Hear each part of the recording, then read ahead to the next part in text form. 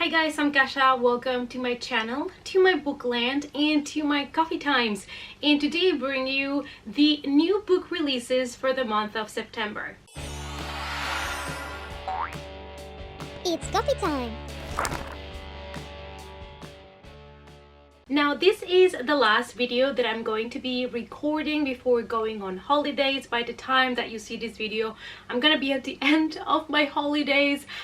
So I'm flying to Spain to visit my family, and I decided to pre-record some videos so that I leave content for you guys. And since this is the last video that I'm recording before I leave, and you know, I still have to edit and upload it, I'm going to try to make it quick today. But we do have a lot of cool, interesting book releases to go through for the month of September, so let's go through them.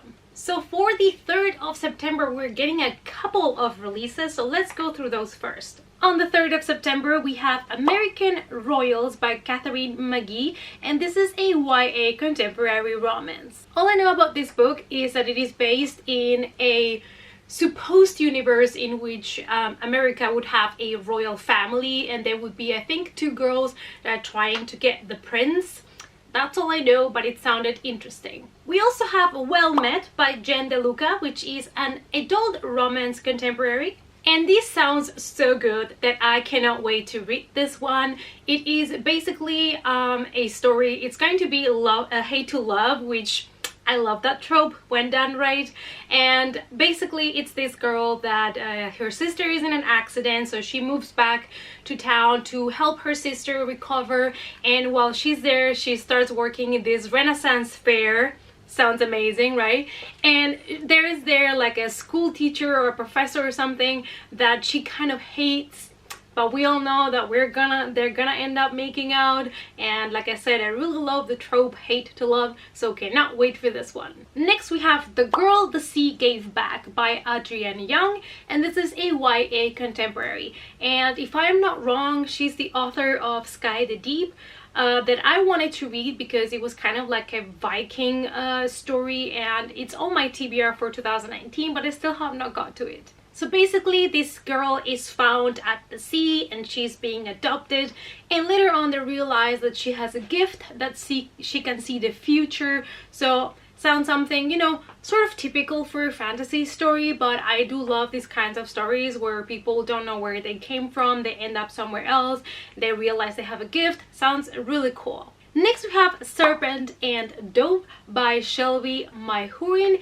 and this is going to be a debut YA novel. It is fantasy, and it's going to be the first book in a duology. It's a story of a witch that left basically her coven 2 years ago, and she's trying to kind of, you know, hide between the common folk, but she lives in a place where witches are being hunted and burnt, and it's not an easy life. She then meets a huntsman that works for the church, and they fell in love, and it's kind of like a forbidden love.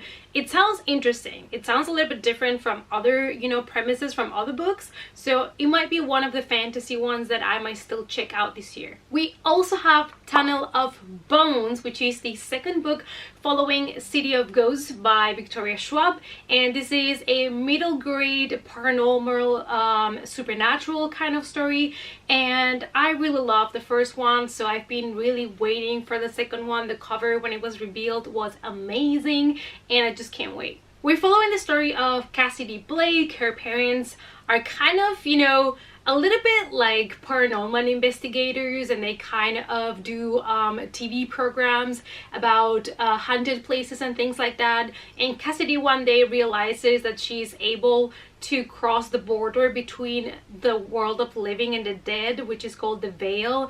Yeah, and so she kind of starts to discover what she can do and what she can use those powers for. So that's what we get to see in book 1. So I'm super excited to see where our character and our story takes us in book 2. Then we have The Lady Rogue by Jen Bennett, a YA fantasy. I love the story of this book. We're following Theodora, and her father is a treasure hunter, and all her life she's wanted to be a treasure hunter herself and go, you know, kind of in adventures and find lost relics. And she's been studying all the library books. She knows anything about all artifacts and all old relics, and she wants to do it, but her father will not allow her to join. And one day the partner that always travels with her dad comes back without him, and he's missing. So that's when she takes a chance to help his father's partner and look for him. Listen, anything about lost treasure, antique relics, anything like this, I'm a sucker for that. Now we're moving to the books that are going to be released on the 10th of September. And the first one that we have here is one that I have pre-ordered. I've pre-ordered 2 copies, and you probably know which one it is, and that is The Institute by Stephen King. And this is a kind of superhero horror adult novel, and this is supernatural because it is a little bit like the Teen Mutants, because we're following the story of a kid basically that when he is a kid, somebody comes into his house and kills his parents, and then he's being taken to this facility where there are other children that are kind of imprisoned, and that they are being kind of tested on and exploited in order to make them use their gifts and explore their gifts. And it does sound a little bit, you know, like superhero-ish, but it's still gonna be horror thriller, so I'm super excited about it. And I know a lot of people now are gonna be like, oh, this is exactly like Stranger Things, but people, remember that Stephen King wrote Carrie in the 70s and also Firestarter, and those are the things that inspired Stranger Things. So please have some respect for my man Stephen King. Thank you. Thanks for coming to my TED Talk. Then we have Frankly in Love by David Yoon, a YA romance contemporary. So this is a story of 2 friends and a fake date. Apparently there is this guy that is Korean, and his parents really want to match him up with a Korean girl, you know, the perfect Korean girlfriend, but he is already in love with somebody else. He's in love with a white girl and he's very happy. So apparently in order to kind of trick his parents, he pretends that he's dating somebody else. I'm not sure. I think this is what it's going to be about. So definitely something that it's going to be probably cute and funny and romantic. So I also want to see the Korean representation because I don't think I've ever read like a really a book of romance where they portray the Korean kind of culture when it comes to dating and things like that. So that might be really interesting for me. Then we have The 10,000 Doors of January by Alex E. Harrow, and this is a very expected release. It is a YA fantasy but also historical fiction, and I've only heard good things about it. And the best thing is a lot of different people that like different genres love the book, so it's awesome when people that like different things agree on one book. That probably means the book is gonna be really good. And while I was at YOG, I met the people, the publishers, and they did tell me I could email them to get an ARC, but it's coming already in September, and I want to support the book, so I'm probably just gonna get my own copy as soon as I can and read it because I am super intrigued. We are in the 1900s in a mansion, already down for that, and apparently there is a book that is found that contains a secret to open doors to other worlds, and that's all I needed to know. It sounds a little bit set like that, like the Shannon Maguire, you know, children, the Wayward Children kind of series.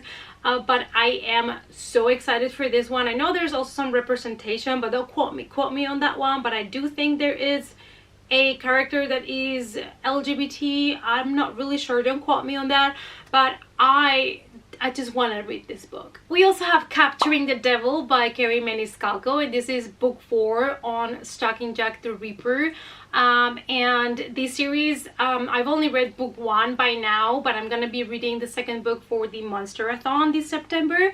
And this is a YA fantasy mystery series that it is, each book is based on a different character. We had Jack the Ripper, we had Dracula, we had Houdini, and apparently here we have the devil. More books are coming out on the 10th of September. We have Pet, and excuse me while I read this author's name, I'm gonna attempt it because it's a little bit complicated, and it is Agwaeke a messy, I hope so.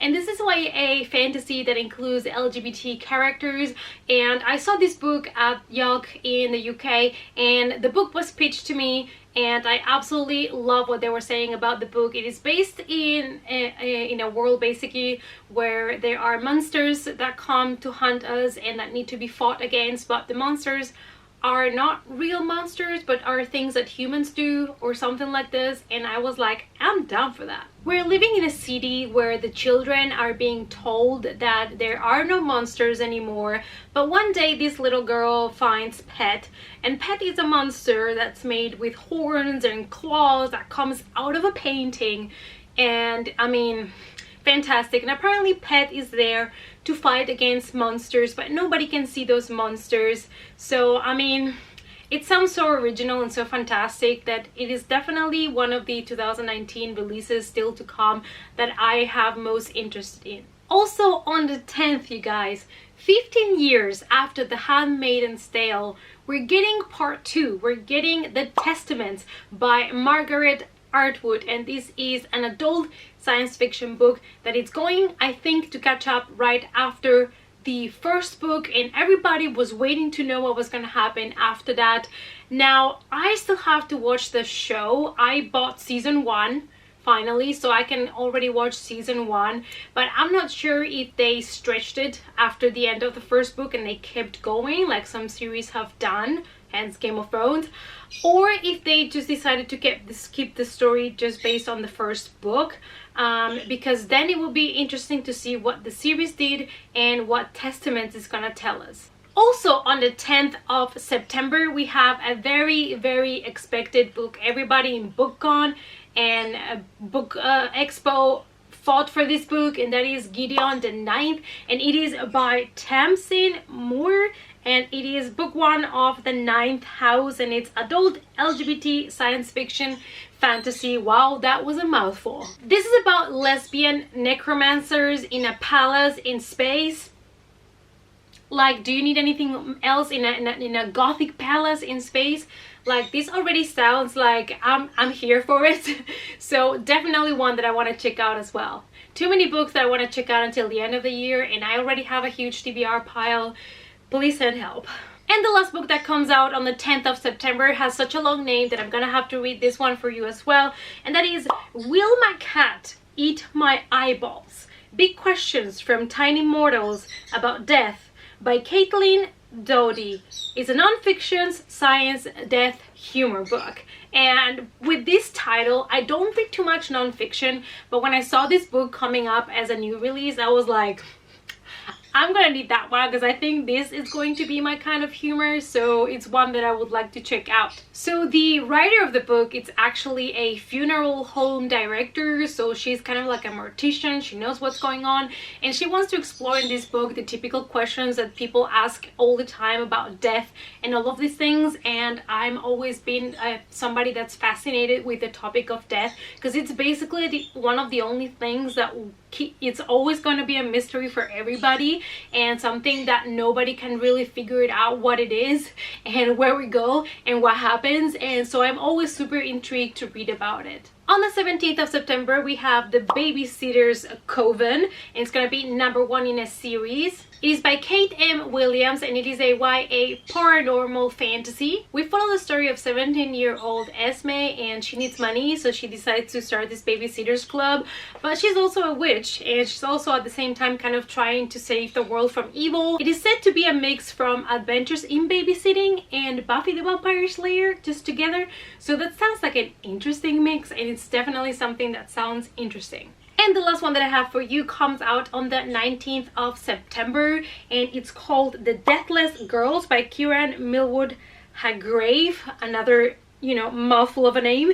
And it is a fantasy YA paranormal with vampires, and is also a retelling, so all in one package. This is a YA debut that I am extremely interested in because it is supposed to be the life of the brides of Dracula, which is something that not a lot of people write about. You know, there are so many books based on the character of Dracula or Vlad Tepes himself, but they're not really books about the brides of Dracula, and this for me is like a selling point because I would like to see the story told from a different perspective. I know it's a retelling, and it includes vampires, and I have not read good vampire books for a long time, like a book that I was like, oh my god, this is amazing. And so I hope that this one is going to be a good one. And these were all the book releases that I wanted to talk to you about that are coming out in the month of September 2019. Now I know there are more out there, so like always, please let me know down below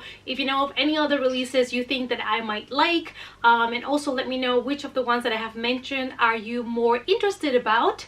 Write all of your comments down below for me. Thanks so much for watching, you guys. I really appreciate your support. Please give the video a big thumbs up for support, subscribe to the channel if you're not a subscriber yet, and click on the notification bell so you never miss another coffee time with me. If you want to follow me in other social media, I am in Facebook, Instagram, and Twitter. The links to those social media can be found in the description box down below, and I hope to see you all in the next coffee time. Bye!